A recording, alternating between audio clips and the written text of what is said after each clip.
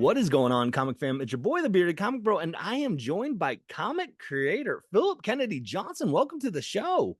Thank you, man. Thanks for having me.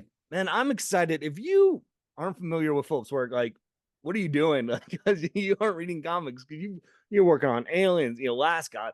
Your run on Action Comics was fantastic, the War World stuff. And then currently, you just wrapped up Green Lantern War Journal. You've got Crocodile Black from Boom Studios. You're still writing the Incredible Hulk. Like, I mean, so much good stuff. And then not even talking about the stuff that's coming out soon. So you are a busy, busy person. Thanks, dude. Yeah, it's a lot, but it's going really well, man. I can't complain. It's fans have been awesome. My creators, the people I'm creating with, are best in the world. I got nothing to complain about. It's been amazing. Yeah. So how did, I want to hop into some of your books, but kind of always like to know first, when I bring a guest on for the first time, how did you get into comics? Did you always have a love for comics growing up, or did it kind of come later in life? I did, man. I learned how to read off of comics. Um like my house growing up was not like a birthday party type place, but there were a lot of books around, Okay. and dad read to me a lot. Like again, it wasn't like a playtime kind of place, but he read to me a lot, and the stuff he was reading to me was not little kid stuff. Like I wasn't getting like Clifford and Curious George. It was like Macbeth and like like Huck Finn, and like Yeah. from the very beginning I was getting like real shit, and I'm sure that a lot of it went right over my head, or it was, didn't make any sense to me, but that's what English was to me. But as far as learning to read myself, he would bring home these boxes of old ripped up comic books from garage sales or flea markets and stuff. He'd get like a milk crate with like, a bunch of ripped up books in them, like the cover slashed on most of them, and like not most but many. Yeah. Yeah, he probably got him for like a buck or two. And I kind of amassed this pile of comics that slowly became, I've eventually sorted into like, Marvel, DC, and then the cartoony stuff. And I learned how to read off of those books, man, straight up. And I had a solid command of the English language by the time I got into kindergarten. Just because I was just reading all the time, man, and like copying the drawings and making my own little comics. And it was just such a great way to learn English. So Yeah. yeah, that's my love of reading and of stories came from those old ripped up books. Were there some books that like you gravitated towards once you got the milk crates full of them, or were it just like whatever that was in there you were reading, or did you kind of start to find some that you're like, "Ooh, I hope there's this in here." Um, I kind of went on these streaks for a while. Okay. I'd get in a mood and I'd read like all the Marvel crap all at once. And I mean, it was compared to like probably you and many of the listeners here, it was a pretty modest stack even then. But to me, it was like this treasure trove. I had very few consecutive issues of anything. Hmm. Um, but I mean, over time, I think if I had to pick, I had a ton of Spidey team ups, like Marvel team up, Yeah. where they would team up Spider-Man with some like whoever. Sometimes it was an A-lister, sometimes it was B or C-lister. And that's how I learned the Marvel rosters, through those team up books for the most part. And then my equivalent on the DC side was like the Super Family 100-page giants, or the Bat Family specials, or the World's Finest books, or I had a lot of Superman, Batman. I think Yeah. if I had to pick just one thing out of that whole stack, I mean, the Superman and Batman, the characters were always my role model. Like those are like my Yeah. heroes. Oh, for sure. So Yeah. where was this then where you kind of then shifted into, I want to start to create comics and write? Because obviously reading was a huge part, it seems like, in your house. So where did that shift then into saying, I want to write and create things? Well, I was doing that right from the jump. I was doing that when I was reading them. As soon as I was reading them, I was making them, and that's kind of been a thing all through my life, actually. Like whenever, it's never been enough to just like watch the thing and be like, oh, that's cool. Like I always want to like do it. So like I wanted to, like when I love the comics and I wanted to make my own, or I would, you know, watch a Robin Hood movie and I'd pick up bow and arrow and like learn to do it. Or um, I used to really I learned I do some jujitsu and boxing and stuff. And I like that started with a love for the UFC. And then I was like, "Oh, I think I want to do this." And so I was doing it right from the beginning. But then I Yeah. did move away from it though. And I never stopped loving them or stopped reading them, but as far as like, finding a career path and everything, I actually went into music, and that was kind of my like day job, so to speak. I got a job playing trumpet with the U.S. Army, and so I've been in the Washington D.C. area for a while doing that. I played trumpet in the Army, and so as my music career has kind of become the day job, at some point my I had a younger brother. I have a younger brother. He's around. He was also a musician and an artist, and Yeah, he wanted to go the other way. He ended up really wanting to get into comics, and so he and I started making comics together. And like he moved in with me. We kind of just chased it down. We didn't know shit about anything. We didn't know how comics were made, what a script looked like. We didn't know like anything about how the process went, like for making a book. So he moved in with me, and we figured it out together. that's And so cool. it was really fun, man. Yeah, I had a great time. It's really got the bug from that experience, and started looking for other people to work with, and just kind of worked out. Yeah. So a lot of people are probably familiar with your work of your times on in DC and Marvel. How did you kind of get into your foot in the door, I guess, if you will, with, one of those big two companies to kind of, really start to then even flourish more with your comics? Yeah, man. Let's see. My first ever printed book was a book called Last Sons of America with Boom Studios, and that got noticed by the DC Justice League editor. So he reached out to me, was like, "Hey, doing something from DC?" And I was like, "Hell yeah!" So we started talking and figured out what we were gonna do. And I got a gig doing like a 2-issue Aquaman thing, just like an inventory issue. Yeah. I don't even know for sure they still do that. Like those aren't the kind of calls I'm getting now, but in the beginning, that was like kind of their tryout method. Like they had so for those who don't know, an inventory issue is like just like an extra one-off issue of a book that they have in the can ready to go if they ever need to plug one in. Like if a Yeah. creative team falls behind, if there's like a family crisis or something happens, there's got to be a Batman book on the shelf every month. So they would just, it's like, okay, we got these inventories, let's use one of these, and we just kind of plug one in. That's how those work. And it's also a really great way to try out new talent, see how their work is, see how they are to work with, and all kinds of stuff. So they tried me out on a couple issues of Aquaman, and those got used as an Aquaman annual. Like they were double shipping at the time. And at some point they were like, shit, we got an annual in 2 months. Like, what are we gonna do? Is like, we got these inventories, let's plug them in. So there's like this big cliffhanger on page 20. And then like page 21, like, here's the answer. It was pretty fun. That was supposed to be, when you see that, it was the Aquaman Annual 2018. So if you ever Okay. see that, Yeah. check it out. It's a 40-page book, but it was originally two 20-page issues. I'm writing that down right now. So because I'm I'm very instantly proud going of to it, go read it. man. It turned out great. Max Fumara did the art. He crushed it. Oh, Dave Stewart did the fucking colors. ooh, I mean, I was like the new guy. Like I hadn't done anything, and I just had that one book to my name. And they was like, hey, let's get Dave Stewart. I was like, okay, cool. no Um, pressure. yeah, and he was winning all kinds of Eisners, and he was just the man. Anyway, but Max's work too, man. God, it was Oh, so so good. good. So yeah, I stand by that book, man. That was really fun. Anyway, that was my way in at DC. My way in at Marvel was kind of similar, and actually, it's funny because it ties into the Hulk stuff. So let's see what happened there. I did another creator-owned book at Boom called Warlords of Appalachia, and that got noticed at Marvel the way that Last Sons had it at DC. The talent guy at Marvel, Ricky Purden, fucking great guy. Ricky's a Yeah. great dude.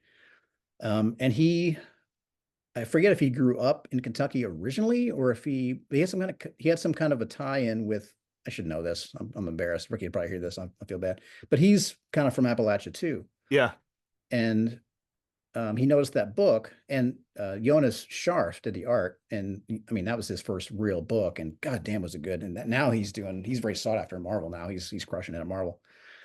Um, but anyway, so he noticed that book, and he was handing it out to all the editors to make sure that they noticed. And they, around that same time, Marvel was doing these 80th anniversary celebration kind of issues. Like they just put out a one shot with the title of an old, like, long ago canceled Marvel book. So like Yeah. it was like, Tales to Astonish or whatever, like that kind of stuff. They had one called War is Hell. That's just a war book. Yeah. And they were like, would you want to do 10 pages out of this 20-page issue? They got Shaken to do 10 pages, Howard Shaken, and they got this no-name soldier because they knew I was active duty. Yeah. like, we got an army guy, let's stick him in there. So they like, would you want to do 10 pages of this book? Yeah. I mean, I knew like shaking was just going to clean my clock, but I was like, whatever, I'm not going to say no. So I did man, those are two very different stories. Shaken did a story, like a World War II era thing about basically about the death of Glenn Miller, about like music during the Okay. war and about the death of Glenn Miller. My story was very different. It was like a straight up war book. Um, Kind of like a retelling of well, visuals tell a story that I kind of heard from a friend of mine. I got a friend who was a ranger who um he has since passed, but at the time he was doing these night raids in Afghanistan. Like his whole gig every day for months at a time was just kicking indoors and killing bad guys in their sleep at night, like every day for like months on end. Yeah. It's, that is not fun work. It changes you. Yeah. And so I was telling that guy's story basically, but it tells the story of PTSD as like an African folk tale, like about a spirit that becomes the first hunter of men, and then passes from person to person through spilled blood. Oh, wow. Like this spirit that eventually becomes like the spirit of war that is itself PTSD. Like when so like it's you kill me, my blood splashes on you. Now the madness that was in me is now in you, and it spreads to the people that kill you later. And like Ooh. this, it's intense. Yeah. It's not about Glenn Miller. No. It's a very different kind of book. But that anyway, that was my first ever. That was called War Devil, and that was my first ever Marvel story. This is a little 10 pager, and then later I got more work at Marvel on off the strength of that story, and then eventually it came around to Hulk, and then I wanted to bring War Devil back as like an actual monster. So anyway, so That's now so good. that's the big bad in issues 6 through 8. Yeah, you and when you mentioned Hulk, which I picked up and started reading it, and first off, you mentioned the names already of half the books that you've been on with these creators. Like the creators you're on now with these current runs too are fantastic. Like Yeah, you're paired up with some killer talent, which probably helps when you're writing a story. But your Hulk is just a beautiful story of you've got Hulk and Charlie, who's kind of this young girl that he has befriended, and they're almost like on a road trip adventure across America, yeah. but only done in a way that you can do it, and it's horrifying and creepy and dark and really good. Thank you, man. I appreciate it. I'm super proud of it. Um, Much like some of the other books I do, there's so much lore now to Yeah, that character, and I wanted to kind of take elements from different runs that I love. I mean, Immortal was like right top of the heap. Immortal Hulk was a great fucking run, and that's not like exactly a hot take. Everyone knows that. right. But I also wanted an element of the Bill Bixby like setup of just being like man on the run, kind of like the guy out who's traveling the American roads. Um, so I kind of wanted to give it like a little bit. Well, the biggest challenge of doing that book was actually like, how do I not just do more Immortal? Because that Mm, book was awesome. I just wanted more of that, like how do I right. not just ape what Al did? Um, and I kind of sat with it for a bit. I was like, what am I going to do different? I don't want to just copy. I know everyone just wants more of that book, including myself. So how do I not just copy this other dude? And the more I sat with it, I did kind of find my own style kind of emerging from it. Like, so where Al did this awesome black science Cronenberg kind of body horror take, like the kind of thing that happens in like laboratories underground and these secret installations and stuff. Ours would be more like folk horror, like something that takes place, in like, fetid waters of a river, or like Potter's Fields, or like, Hangman's Trees, like just a different kind of a thing. Something that feels like cosmic horror slash folk horror slash Southern Gothic, just more like, more mystical and less sciency. Yeah. And when you get a book like Hulk, how do you prep for that? Like mentally and like as a writer, because like you said, you have influences that you love, and you're like, I want more Alice story because I love reading that. So how do you pay homage to that, but still trying to like figure out your own thing, like in the writing process? Um, when there is so much canon, when there's so much lore that's out there, you can kind of pick and choose, man. Like Yeah. if I was taking over a book that had only been around for 10 years, I would kind of feel like I knew the expectation. Like not to Okay. say that not to say there's no deviation from what's been done. You should tell your own version Right. of the thing. But when it's something like Hulk or like Superman or Batman, there's been so much done. Um, a lot of it, just because there are so many issues of these guys, some of it's going to contradict, some of it's going to be like there's going to be all these different directions that the character's been done. Like you can't worry too much about whether a thing has been done or not, as long as you execute it in a super different way. Hmm. Because I mean, how many times has have Hulk and Banner been split apart, or how many times Right. has Bruce been like cured, quote unquote, or how many times is Betty fucking dead or whatever. Like it's there's so many things that have been done. You just have to find ways to make it all feel new again and like the illusion of change. Yeah. But as far as like the direction and the style, and this has actually been helpful in other books too. I don't just read that title for inspiration on that title. Okay.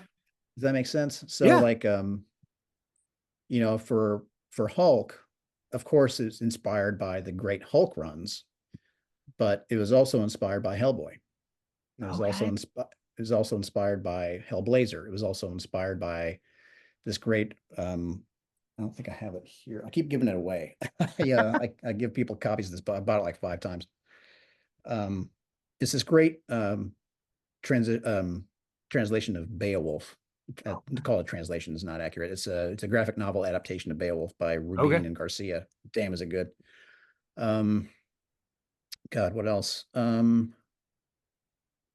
Just like prose fairy tale, like some of the Yeah. some of the dark, like Brothers Grimm type fairy tales, and like just like spooky American stories, like those things all kind of, and my own experiences in the South. Like there's a lot of things that kind of paint that kind of inspire what I'm doing in Hulk. Like when I was writing Superman, there have been some amazing, beautiful takes on Superman, and I definitely read those and I try to pull from those. But also I read a lot of like Pulitzer Prize winning journalism Okay.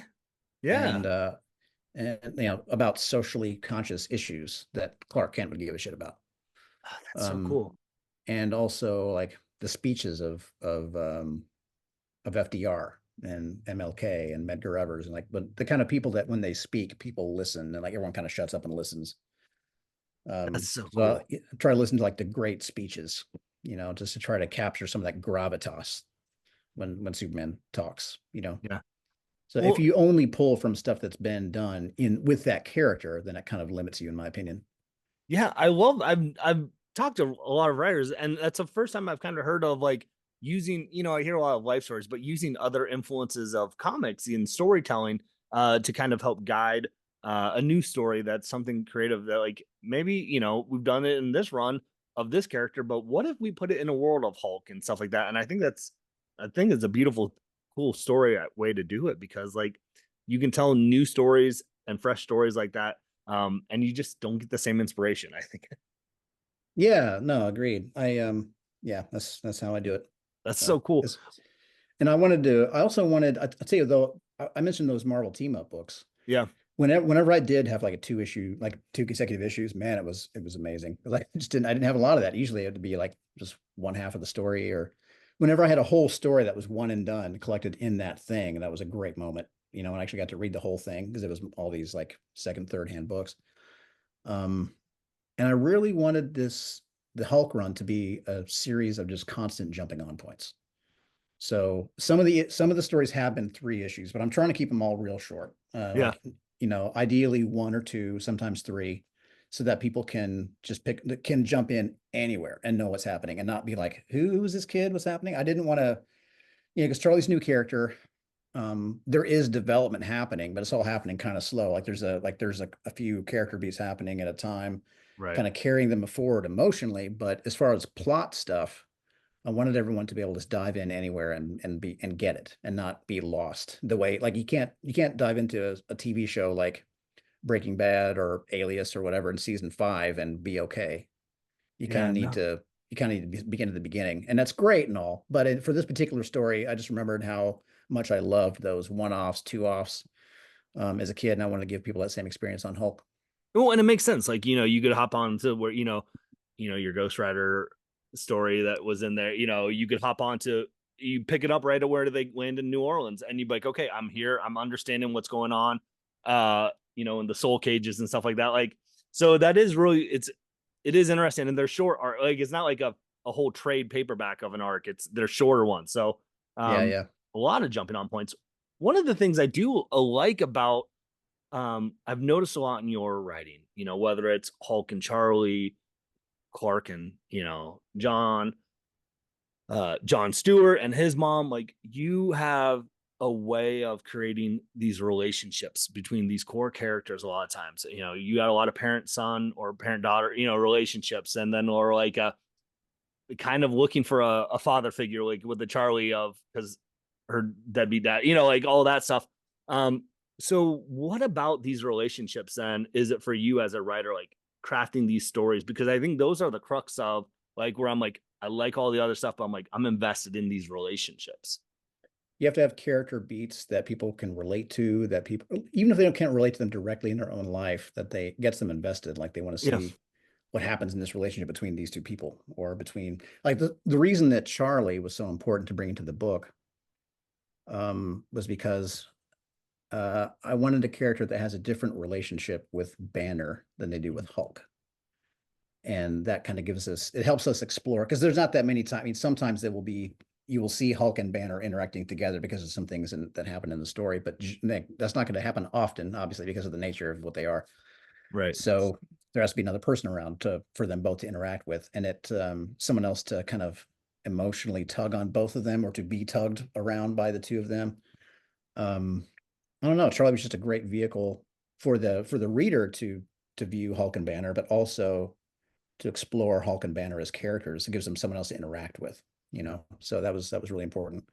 But there's also like, there was a thing that happened in comics a while back. I'm sure most of the people watching know what I'm talking about. But there was a retailer that said, and I'm not attacking that dude at all. I'm just saying he came out and said, like, don't put yourself into your books. Talking to the writers, like, Yeah. don't put yourself in the books. I don't care who you are. I don't care about your problems. Just give me a cool story about Tony Stark. Don't make yourself into Tony Stark. And I'm sure he was talking. I'm sure he was thinking about a specific arc or story in which somebody put too much of themselves on, like made their life experience too literal on the page or something. Yeah. But man, I do that constantly, and that's why those beats feel real, because they fucking are usually. Yeah. Like you know, I did an issue of Carnage. I mean, I do not have any one-on-one experience with killer symbiotes, but That's I good do to know a know. lot of I do know a lot of homeless people, Yeah. and some of them have very noteworthy stories in my view. And I did this story about I did a one issue story about Carnage. I basically pitched it as like Carnage meets The Exorcist. It's like it's done as a kind of an Exorcist type story where this girl that was, I try to make the reader feel for this kid. Like she is the child of these two homeless squatters, these two junkies who are Mm. squatting in an abandoned row home in New York. And while the two of them are like, they don't care about the kid at all. Like, so when they're smoking up in the row house, or walking around doing whatever, the girl is just out in front of this old abandoned um uh orphanage, like just drawing with chalk on the sidewalk. And she's abandoned, she's abused. We see cigarette burns on her arms. um and at some point she's playing, like, she's playing, and she ends up going down into the wreckage of this old burned out orphanage. And this is after this big Carnage event had just happened in the main comics. And Carnage comes, kind of like the little girl is taken in The Exorcist. It kind of takes the girl as a vessel, and we see more and more of that girl's life, and this homeless guy that befriends her and her shitbag parents. And it gives us a way in to actually care, so it's not just gooey, stabby Spider-Man that nobody can relate to or care about. If it's just Carnage murdering people, it might look cool on the page visually, but there's no reason for anyone to care, to feel anything reading it. Um, I know those people. I know people just like that, you know, and that's why those characters, to me at least, feel real, and why I wrote them. Why, I had some emotional beats to give those characters. if I was talking about, if I wrote a story about situations like about whatever, about what it's like to be a game show host in Mumbai, like I cannot tell that story effectively without a ton of research, without educating myself a lot about what that would be like. But I can tell a story about homeless people in America Mhm. and drug addicts and their kids, and I know all about that. So, um, I mean, write what you know. Yeah. And I don't know any stabby symbiotes, but I know a lot of homeless people, and I know a lot of personal stories that I can put into my comics that hopefully, get people invested in these way larger than life genre kind of trappings. Yeah. There's so much. I remember I feel like it was one of your first issues on your run on Action Comics, but there's this whole dialogue where with Clark and or Jonathan where he's not wanting his dad to go off because Yeah. he's like, I know what's gonna happen. And I remember reading it, as a parent myself, I'm like, holy cow, like what an interaction between, a father and son right there of like, and then Clark's reflecting on what his dad told him, and I was just like, okay, I'm in. I'm gonna love this run, and I did. Oh, thank you, man. I So appreciate that. kudos. Yeah, I once upon a time when I first started writing comics, everything I wrote was about America in some way, about something that really matters to me about America, about ways in which we're awesome, in which ways in which we fail, ways in which we should be better, ways that things that infuriate me, things that are hard or sad or difficult or complex or like current events in some way. Everything was about America. I was always thinking about stuff like that, and I still put a lot of that in my book sometimes now. It's still a lot to talk about in that in that Yep. way. It's a lot happening. But I also like these days I write a lot about my son, man. Like I just think about my kid all the time. Like we are best friends, and to be able to take the reins on a Superman book, at a time when I got a young kid in the house that is such a fan of that stuff too, that I'm so close with. It's just, I mean, people talk about. I've been asked the question over and over. Do you find Superman hard to write? People say that Superman is hard to write. Man, Superman, that has not been my experience. I find Superman incredibly easy to write, especially as a dad. Superman's a Yeah. dad now, dude. It's like too easy. It, and like I feel like to your son, then like you are a real life Superman. Like my dad's writing Superman. So Yeah, that's to him, it's pretty cool, man. Like it's because I get to write about like directly about him and how much I love him, and yeah. man, it's just the best. So I hope he continues to. I hope he reads my stuff like when I'm gone and just sees how much I love him in it. That's cool, and especially that you have that. Um, Well, real quick, I want to talk about some stuff you got coming up. But one thing that is wrapping up as well. Crocodile Black from Boom Studios. We've talked a lot about Boom already today. Yeah. Some of your earlier stuff. This is you're, not working on a DC or Marvel property. This is a story that you wanted to kind of come up with. So where did you kind of come up with this idea of Crocodile Black and was like, no, this is a perfect wheelhouse to take this to Boom Studios? Well, I mean, Boom is like those are my friends over there. Like they Yeah. took a chance on me when I hadn't done anything. And it'll always mean a lot to me. Um, so yeah, I took it there first. I but Crocodile Black, man, kind of the seeds for that book kind of came out of COVID, like Mm. the early days of COVID.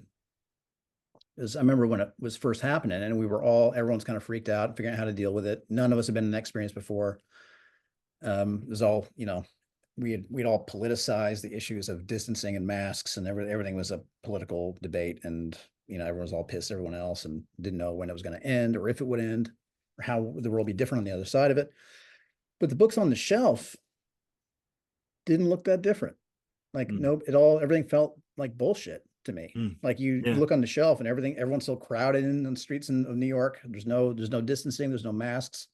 Everyone was like afraid to talk about it. And I thought that was a big missed opportunity. There were some comics that did. I remember there was actually one issue of Ice Cream Man that was very effective. I don't even think it was by the main team. It was an anthology issue that I think was done by other creators. It was And like the quarantine special or something too. I yeah, think is what yeah, they even yeah, called it. Yeah. right. That was awesome. And that's exactly what we should have been doing. Yeah. Like that's exactly what we should have been doing. Um, so I and around the same time, so I was listening a lot to this podcast called The Daily. It's a New York Times is a podcast that does they put out things about current events Monday through Saturday, I believe, and Sunday is like a personal interest thing that's not really Oh, about about current events so much. There was a Sunday edition podcast about an old guy who had died in New York alone, didn't have anyone else there with him or family, it seemed. Um, and so basically it's just about what happened, what happens when that happens, like what do yeah. people do? So, and it talked about the people going in there just taking all that guy's crap out of there. And one of the things that the guy had is this old guy that's died in his chair in his house. And there was a pair of brand new boots still in the box in there. And for whatever reason, I got this weird, I was envisioning the guy that was in there, like just bagging up stuff. Um, like what if they fit him and he just took them? Yeah. And I don't know why I thought of that, but in my mind, I just kind of it kind of started off this whole story. Like, what would you like? What so you're in there, nobody's seen. There's no New York Times camera crew. Like, what if it was just that guy? And he took the boots, and like, what then? Why would he take them? What would he do next? What kind of person is he? And it sort of became this COVID era story, Yeah. and slowly the whole thing kind of evolved into this other thing where there's like this guy, this mid-20s kind of a loser who's just like delivering groceries on an app during COVID, hates his life, is sheltering at home with his folks, hates them. He's got no kind of future, no Mm. prospects, no motivation. He's just a loser kind of getting by. And that the great resignation that kind of happened during COVID where people were just like, screw this, like walked away from their entry level jobs or college Mhm. degrees they didn't want and just did the thing they really wanted to do instead. Like so many people did that. Like took some dead end situation and just like screw this, I'm gonna do something else. Um, I just like what if this guy did that and like just use these like so I envisioned him coming home like finding this delivering groceries to this guy's house and finding this old guy dead with crocodile skin boots on and he just can't get those boots out of his head and it just kind of propels him into his future as a dangerous man. Yeah. Gang, it's a read issue one. I was like, okay, I think I know where this is going. By the time issue four came out, I'm like, I did not know where this is going. And so it is, I highly recommend checking it out if you've not read it yet. Because I think it's 5 issues, right? And It's only 5 issues, it yeah. comes So out like in October here, right? The fifth. yeah, next one comes out next month and that's it. That's the last issue. Nice. So that's coming out in October. You've got a lot. We haven't even touched on what you got coming out, which I hesitate to ask because We you can talk write more so if you got much. time. If we don't, it's okay. No, we do. So, what do you got? What do you got coming? Because people want to know what you're working on, what you got coming out. Man. So actually this weekend is FOC for Batman and Robin number 14. And that's my first issue of Batman and Robin. Man, it's gonna be so killer. I cannot wait for you to see it. I'm so stoked. I mean, Yeah. the Josh and Simone run has been so cool, and I'm honored to follow that run. But it's real different. And in fact, when I got on the book, I was like, you might need you might need a number one on this one. This is gonna be real different. I don't want people expecting more of the same because this is you have not had a story like this in a while. And they're like, no, we're gonna roll with it. So so it's with Javi Fernandez on art, who's just born to draw Batman. It's unbelievably good. I could not have asked for anyone better. Like he's got these kind of super realistic elements, kind of almost like a David Aja, but also just these really dope action sequences that are more like God. As far as the way the layouts are spread out and how dynamic everything is, it's more like George Jimenez kind of, or Okay. like Yep. or more or like some of the stuff that Clay Mann has done. Oh God, he is just crushing the art. I cannot wait for you to see. We invented a new bad guy for this story because nobody that's in the pantheon right now is quite what I need. I want this to be a proper murder mystery. I want a Gotham that is rainy, foggy, where scary shit happens. This is like a bad guy named Memento, who's like a kind of a cross between Aleister Crowley and Jack the Ripper, kind of. And it we're going to see flashbacks to Bruce when he was on his walkabout as a young man. We're going to see like Bruce and Damien at kind of similar ages, almost like a True Detective kind of setup, where you Okay. see like two different time frames. Um, Man, and the art is just perfect for it. And I could not be more excited. If you like Court of Owls, if you like The Long Halloween, Mike Mignola's The Doom That Came to Gotham, that is kind of the vibe that we're going for with this book. And I'm mad stoked for everyone to read it. Yeah, it's I read the solicits for that and I was like, oh my goodness, so let's go because I've been loving that book, with Joshua Williamson and getting the whole dynamic of, you know, Batman as a dad still Yeah, to Damian, and so man, I'm excited man, to see getting to what you do. follow, like going from writing Superman and John to this is amazing. Because I mean, Superman is like the ideal father, or should be, at least in my view. I Yeah, want to, when you see Superman as a dad, I want to see a Superman that shows me the way in all things. I don't ever want to judge Superman's decisions as a father. I want him to just make me feel awesome from how smart and intuitive and loving and compassionate he is towards his own kids now. Um, and now writing Batman, he's not the opposite of that, but he's not a good father exactly. And he just doesn't know how to do it. Like he doesn't know, like Damien doesn't know how to be a son, really. He's basically raised in a lab. I mean, he was just like this, raised in this ridiculous situation, like to be this right. trained killer. And Batman doesn't know how to be a son or a dad. Like so they're both just so busted in their own ways. And I cannot wait to explore that. That's so cool. So is it just an initial, is it an art ongoing mini It's not going. It's going to be ongoing? Batman and Robin for the foreseeable future.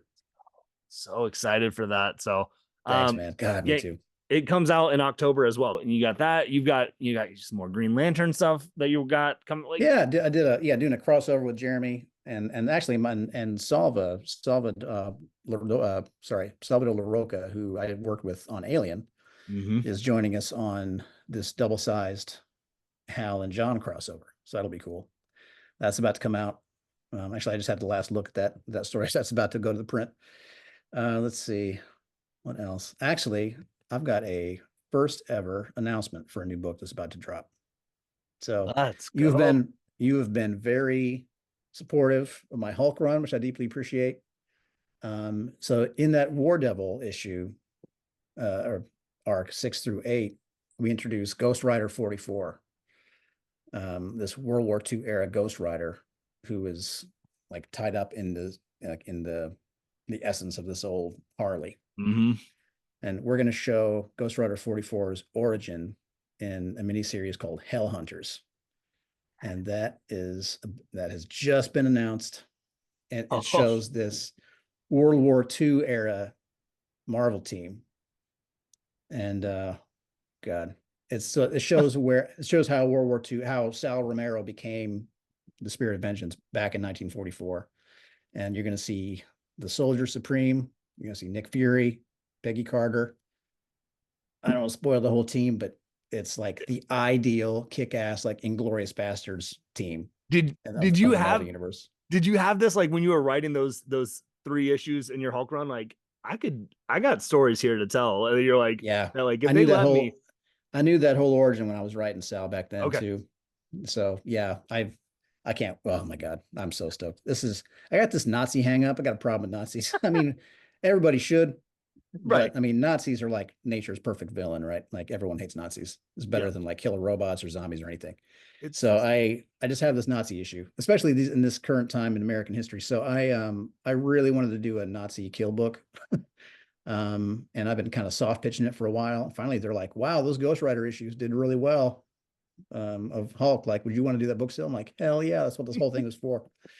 So yeah, enjoy. It's gonna be, oh my God. If you like the movie Inglorious Bastards, if you like those old action like war movies in general, but with like a kind of a hard Marvel horror edge to it, yeah, it's gonna be incredible.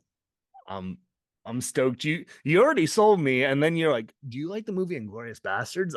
Yes. That's what this is. So Without the funny moments. It's maybe a little bit. But yeah, Adam Gorham is on art, who recently did Darth Vader. He's, doing the best work of his career. It's gonna be awesome, dude. You're gonna love it. I can't wait. Um, gang, go support that as soon as it drops on FOC because it's gonna be one Yeah. you want to Yeah, get. that's So that's just been announced, so you got some time. But yeah, Hellhunter's number one. yes, let's go. Oh, look at that. I think that's one of my first exclusives. So thank you.